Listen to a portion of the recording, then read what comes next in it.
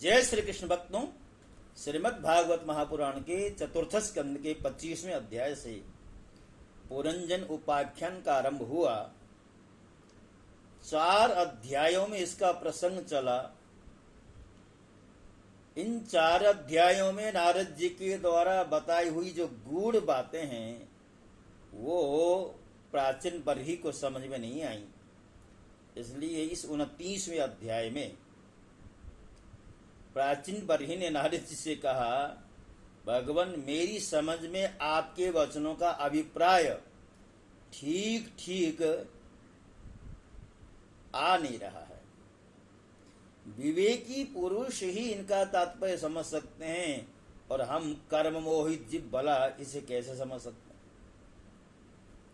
नारद जी कहते हैं, राजन, पुरंजन अर्थात नगर का निर्माता जीव है, जो अपने लिए 1, 2, 3, 4 अथवा बहुत पैरों वाला या बिना पैरों का शरीर रूप पुर तैयार करता है। और वो जो पुरंजन नाम का जीव है, उसका जो सखा, जिसका नाम हमने अभिज्ञात बताया था, अभिज्ञात नाम से जो उसका सखा है वह ईश्वर है। क्योंकि किसी भी प्रकार के नाम, गुण अथवा कर्मों से जीवों को उसका पता नहीं चलता। जीव ने जब सुख दुख रूप सभी प्राकृत विषयों को भोगने की इच्छा की, तब उसने दूसरे शरीरों की अपेक्षा 9 द्वार अर्थात 2 हाथ और 2 पैरों वाला मानव देह ही पसंद किया। 9 द्वार, 2 हाथ और 2 पैरों वाला। बुद्धि अथवा अविद्या को ही तुम पुरंजनी समझो। इसी के कारण देह और इंद्रिय आदि में मेरेपन का भाव उत्पन्न होता है और पुरुष इसी का आश्रय लेकर शरीर में इंद्रियों द्वारा विषयों को भोगता है। अब 10 इंद्रियां उसके मित्र हैं, जिनसे कि सब प्रकार के ज्ञान और कर्म होते हैं।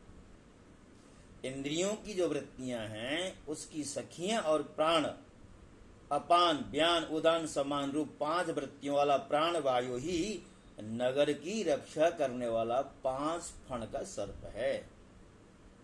दोनों प्रकार की इंद्रियों के नायक मन को ही समझो, क्योंकि 11वां महाबली योद्धा है। शब्दादि 5 विषय ही पांचाल देश हैं, जिसके बीच में वह 9 द्वारों वाला नगर बसा हुआ है। उस नगर में जो एक एक स्थान पर 2-2 द्वार बताए गए थे, वे 2 नेत्र गोलक, 2 नासा छिद्र, 2 कर्ण छिद्र, इनके साथ मुख, लिंग और गुदा, ये 3 और मिलाकर कुल 9 द्वार हैं। इन्हीं में होकर वह जीव इंद्रियों के साथ बाह्य विषयों में जाता है। इसमें 2 नेत्र गोलक, 2 नासा छिद्र और 1 मुख, ये 5 पूर्व के द्वार हैं। दाहिने कान को दक्षिण का और बाएं कान को उत्तर का द्वार समझो। गुदा और लिंग नीचे के 2 छिद्र पश्चिम के द्वार हैं। खद्योता और आविर्मुखी नाम के जो 2 द्वार एक स्थान पर बताए थे, वे नेत्र गोलक हैं तथा रूप विभ्राजित नाम का देश है, जिसका इन द्वारों से जीव चक्षु इंद्रिय की सहायता से अनुभव करता है। चक्षु इंद्रिय को ही पहले द्युमान नाम का सखा कहा गया। दोनों नासा छिद्र ही नलिनी और नालिनी नाम के द्वार। नासिका का विषय गंध ही सौरभ देश है तथा घ्राणेन्द्रिय अवधूत नाम का मित्र है। मुख मुख्य नाम का द्वार है, उसमें रहने वाला वागिंद्रिय विपण है और रसनेन्द्रिय रसविद अर्थात रस को जानने वाला मित्र है। वाणी का व्यापार आपण है, तरह तरह का अन्न बहुधन है तथा दाहिना कान पितृहु और बायां कान देवहु कहा गया है। कर्म कांड रूप प्रवृत्ति मार्ग का शास्त्र और उपासना कांड रूप निवृत्ति मार्ग का शास्त्र ही क्रमशः दक्षिण और उत्तर पांचाल देश। इन्हें सर्वणेन्द्रिय रूप श्रुतधर की सहायता से सुनकर जीव क्रमशः पितृयान और देवयान मार्गों में जाता है। लिंग ही आसुरी नाम का पश्चिमी द्वार है। स्त्री प्रसंग नामक ग्राम का देश है और लिंग में रहने वाला उपस्थेंद्रिय दुर्मद नाम का मित्र है। गुदा नृति नाम का पश्चिमी द्वार है। नरक वैशस नाम का देश है और गुदा में स्थित पायु इंद्रिय लोब्धक नाम का मित्र है। इनके अतिरिक्त जो दो पुरुष अंधे बताए गए थे उनका रहस्य भी समझो। वे हाथ और पांव हैं। इन्हीं की सहायता से जीव क्रमशः सब काम करता और जहां तहां जाता है। हृदय अंतःपुर है, उसमें रहने वाला मन ही विशुचि अर्थात विशुचिन नाम का प्रधान सेवक है।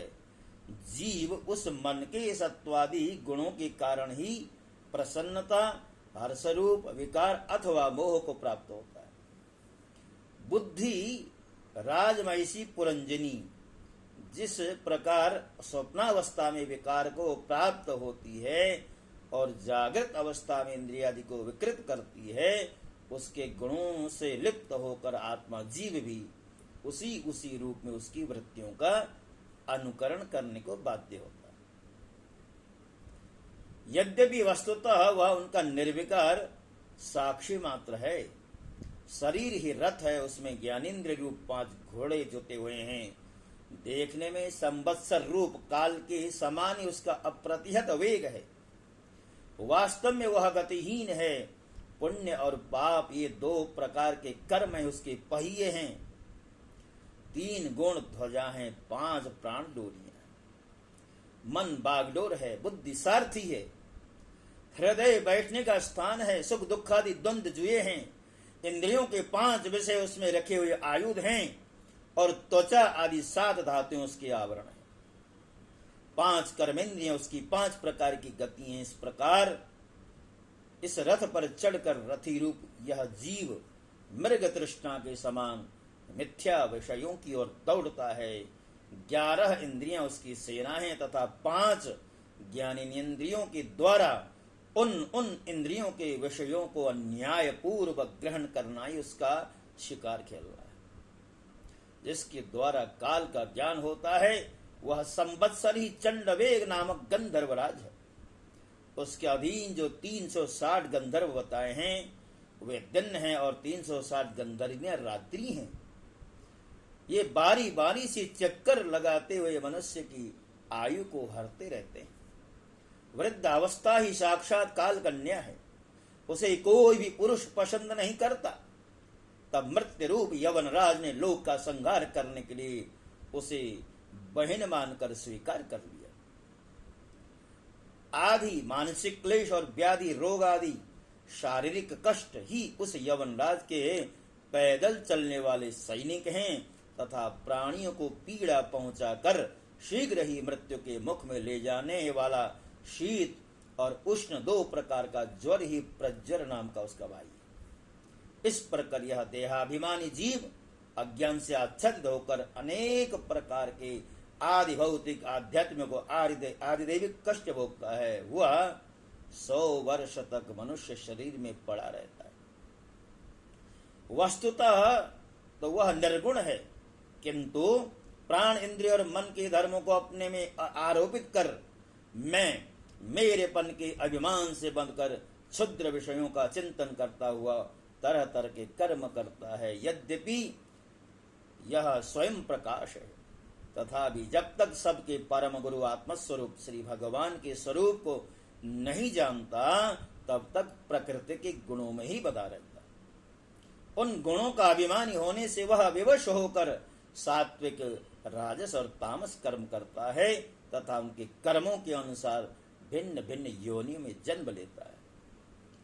कभी तो सात्विक कर्मों के द्वारा प्रकाश बहुल स्वर्गादि लोक प्राप्त करता है और कभी राजसी कर्मों के द्वारा दुखमय रजोगुणी लोकों में जाता है, जहां उसे तरह तरह के कर्मों का क्लेश उठाना पड़ता है। और कभी तमोगुणी कर्मों के द्वारा शोक बहुल तमोमय योनियों में जन्म लेता है। इस प्रकार अपने कर्म और गुणों के अनुसार देव योनि, मनुष्य योनि अथवा पशु योनियों में जन्म लेकर वह अज्ञानांध जीव कभी पुरुष, कभी स्त्री और कभी नपुंसक होता है। जिस प्रकार बेचारा भूख से व्याकुल कुत्ता दर दर भटकता हुआ अपने प्रारब्धानुसार कहीं डंडा खाता है, कहीं भात खाता है, इसी प्रकार यह जीव चित्त में नाना प्रकार की वासनाओं को लेकर ऊंचे नीचे मार्ग से ऊपर नीचे अथवा मध्य के लोकों में भटकता हुआ अपने कर्मानुसार सुख दुख भोगता है। आदि दैविक, आदि भौतिक और आध्यात्मिक इन तीन प्रकार के दुखों में से किसी भी एक से जीव का सर्वथा छुटकारा नहीं हो सकता। यदि कभी वैसा जान पड़ता है तो वह केवल तात्कालिक निवृत्ति ही है। वह ऐसी है जैसे कोई सिर पर भारी बोझा ढोकर जाने वाला पुरुष उसे कंधे पर रख ले। इसी तरह सभी प्रतिक्रिया दुख निवृत्ति जाननी चाहिए। किसी उपाय से मनुष्य एक प्रकार के दुख से छुट्टी पाता है तो दूसरा दुख आकर के उसके सिर पर सवार हो जाता है। शुद्ध हृदय, हे नरेंद्र, जिस प्रकार स्वप्न में होने वाला स्वप्नांतर उस स्वप्न से सर्वथा छूटने का उपाय नहीं है, उसी प्रकार कर्म फल भोग से सर्वथा छूटने का उपाय केवल कर्म नहीं हो सकता था। एक कर्म से दूसरे कर्म को नहीं काटा जा सकता, क्योंकि कर्म और कर्म फल भोग दोनों ही अविद्यायुक्त होते हैं। जिस प्रकार स्वप्नावस्था में अपने मनोमय लिंग शरीर से विचरने वाले प्राणी को स्वप्न के पदार्थ न होने पर भी भासते हैं, उसी प्रकार ये दृश्य पदार्थ वस्तुतः न होने पर भी जब तक अज्ञान निद्रा नहीं टूटती बने ही रहते हैं। जिस अविद्या के कारण परमार्थ स्वरूप आत्मा को यह जन्म मरण रूप अनर्थ परंपरा प्राप्त हुई है, उसके निवृत्ति गुरु रूप श्री हरि में दृढ़ भक्ति होने पर हो सकती है। भगवान वासुदेव में एकाग्रता पूर्वक सम्यक प्रकार से किया हुआ भक्ति भाव ज्ञान और वैराग्य का आविर्भाव कर देता है। यह भक्तिभाव भगवान की कथाओं के आश्रित रहता है, इसलिए जो श्रद्धा पूर्वक उन्हें सुनता सुनाता या पढ़ता है वह शीघ्र ही इसकी प्राप्ति उसे हो जाती। स्वभावतः प्राप्त होने वाले इन क्षुधा पिपासादि विघ्नों से सदा घिरा हुआ जीव श्री हरि की कथामृत सिंधु से प्रेम नहीं करता। साक्षात प्रजापतियों के पति ब्रह्मा जी, भगवान शंकर, स्वयंभू मनु, दक्ष आदि प्रजापति गण, सनक आदि नैष्ठिक ब्रह्मचारी, मरीचि, अत्रि, अंगिरा, पुलस्त्य, पुलहकृत, भृगु, वशिष्ठ आदि जितने भी ब्रह्मवादी मनगण हैं, समस्त वांग्मय के अधिपति होने पर भी तप, उपासना और समाधि के द्वारा ढूंढ ढूंढ कर हार गए, फिर भी उस सर्वसाक्षी परमेश्वर को आज तक न देख सके।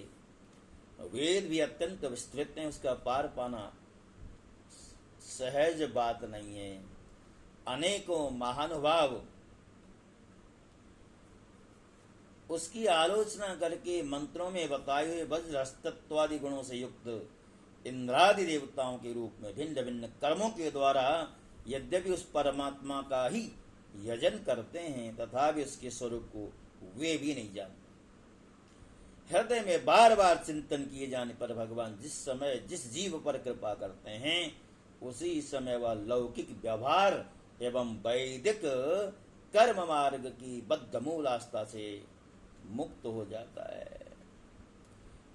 जो मलिनमती कर्मवादी लोग वेद को कर्म परक बताते हैं, वे वास्तव में उसका मर्म नहीं जानते। इसका कारण यही है कि वे अपने स्वरूपभूत आत्म तत्व को नहीं जानते। श्री हरि संपूर्ण देहधारियों के आत्मा, नियामक और स्वतंत्र कारण है। अतः उनके चरण तल ही मनुष्यों के एकमात्र आश्रय हैं।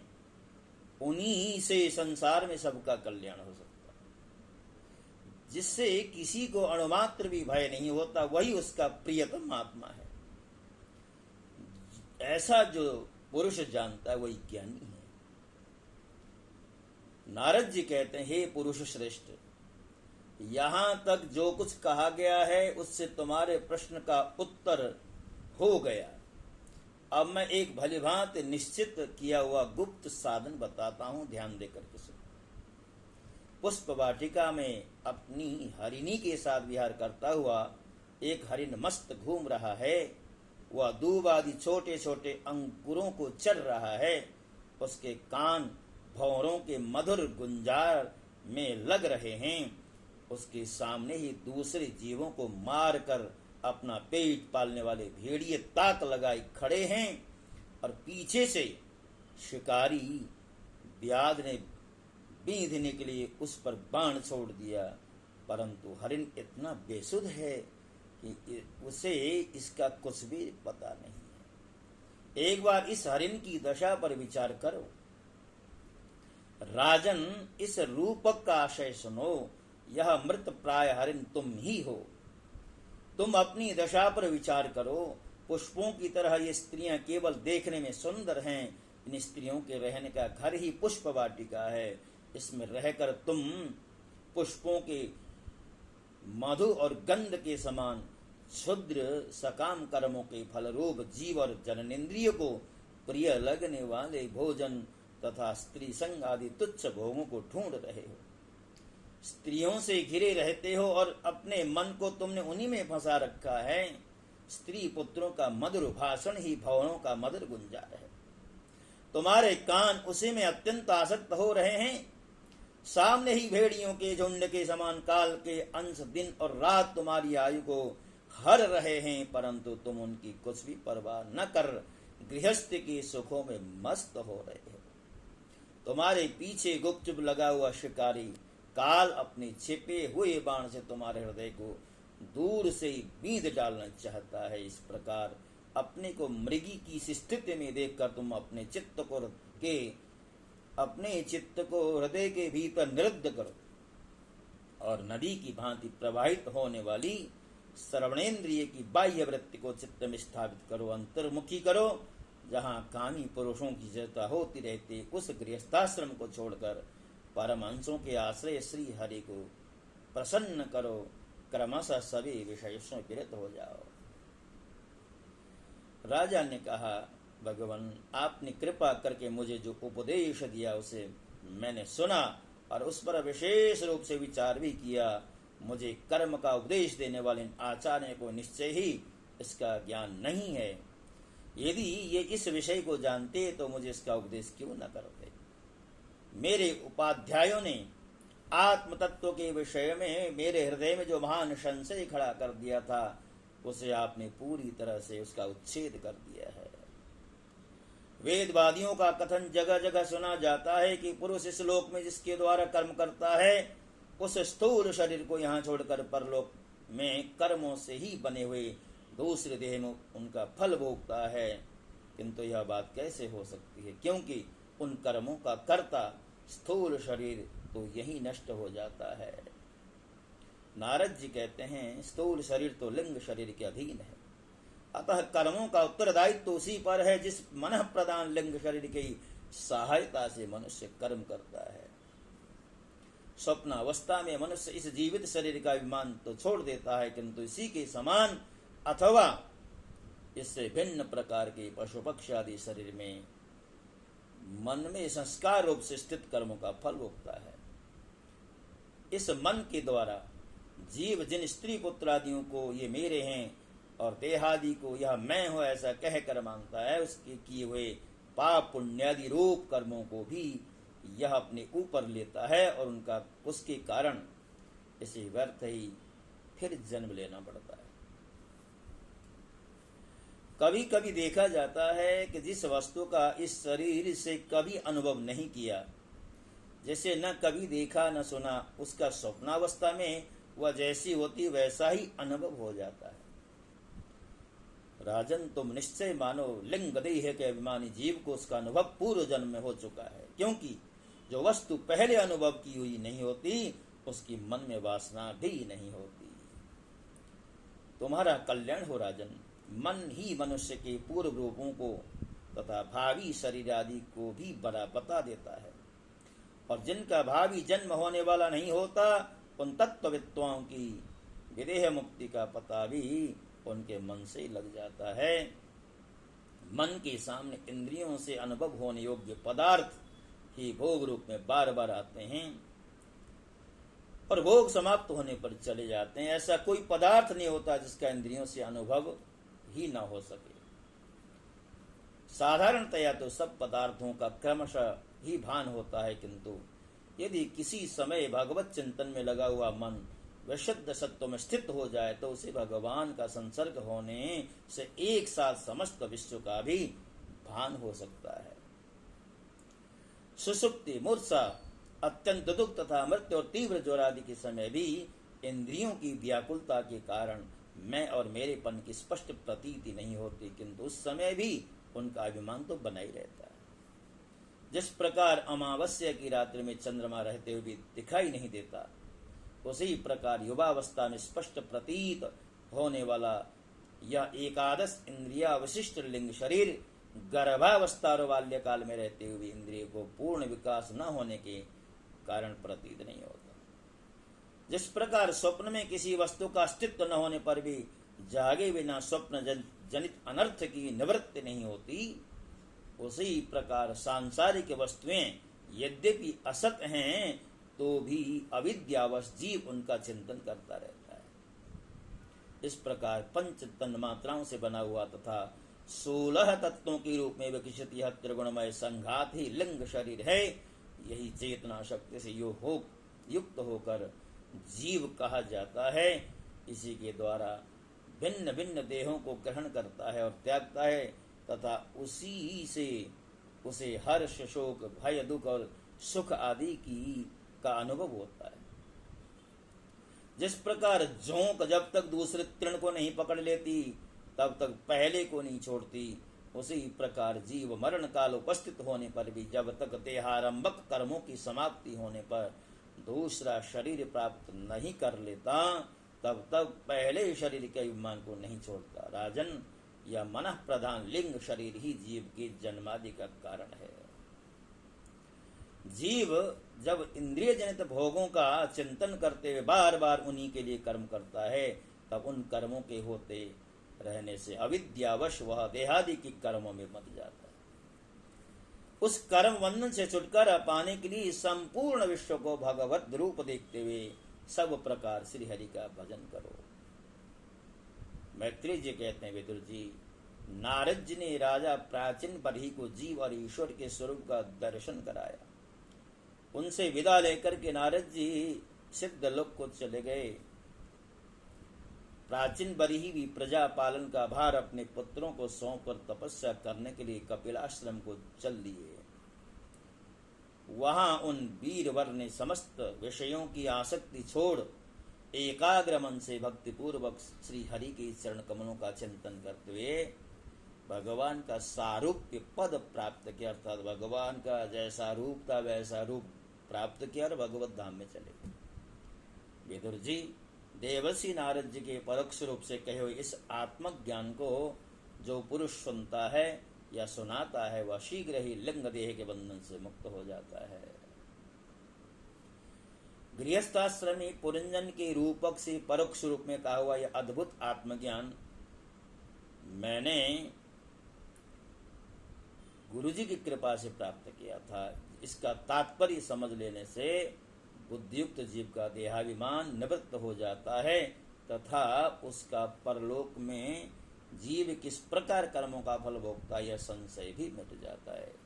दिव्य ज्ञान से भरा हुआ ये प्रसंग यद्यपि और दिनों की अपेक्षा आज का जो वीडियो है वो थोड़ा लंबा बना है, क्योंकि अध्याय लंबा है, प्रसंग गूढ़ हैं, तो मैं ऐसा मानता हूँ। इससे पहले पिछले जो 4 अध्यायों में जो एक रहस्य प्राचीन बरही को नारद जी सुना रहे थे और हम आपको सुना रहे थे, वो बात आपके समझ में कम आ रही थी होगी, किंतु इस 29वें अध्याय ने आपके संशय का छेदन किया है। और मैं ऐसी अपेक्षा करता हूँ जिस तरह आपने आज तक मेरे इस प्रयास का आदर किया है आगे भी करते रहेंगे। जिन्होंने मेरे चैनल को सब्सक्राइब नहीं किया है सब्सक्राइब कर दीजिए और आगे और बहुत सारे ऐसे ज्ञान भरे संदर्भ आपके सामने रखे जाएंगे। तब तक के लिए मैं विदा लेता हूँ। जय श्री कृष्ण।